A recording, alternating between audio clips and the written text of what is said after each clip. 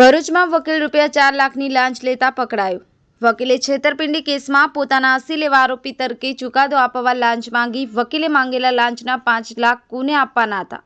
અમદાવાદ એસીબીની સફળ ટ્રેપમાં વકીલ સલીમ મંસૂરીને ઝડપી પાડતા વકીલ અને કોર્ટ આલમમાં સોંપ્યો।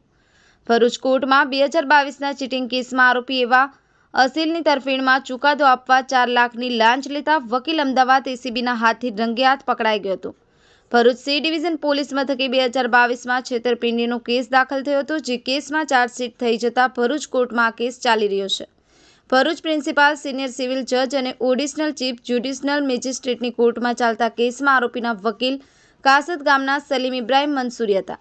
કેસ ફાઇનલ દલીલોના સ્ટેજ પર હોય અને આગામી મુદત 3 સપ્ટેમ્બરની છે, ત્યારે પોતાના 80 લેવા છેતરપિંડી કેસના આરોપીને આ કેસમાં તેની તરફેણમાં જજમેન્ટ અપાવવા વકીલ એસઆઈ મંસૂરીએ 5 લાખની માંગણી કરી હતી।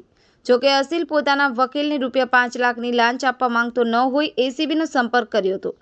શુક્રવારે 4 લાખ આપવાનો વાયદો થયો હોય અમદાવાદ એસીબીએ છટકું ગોઠવ્યું હતું।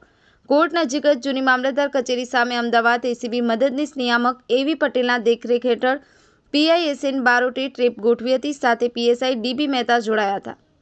વકીલ સલીમ મંસૂરી ફરિયાદી એવા અસીલ પાસેથી ₹4 લાખની લાંચ લેતા રંગે હાથે છટકામાં ઝડપાઈ ગયો હતો। વકીલે કોના નામે લાંચ માંગી હતી કે રૂપિયા કોને આપવાના હતા સહિતની વધુ તપાસ એસીબીએ હાથ ધરી છે। સફીક બાપુ, કરજણ સંદેશ ન્યૂઝ, આમોદ।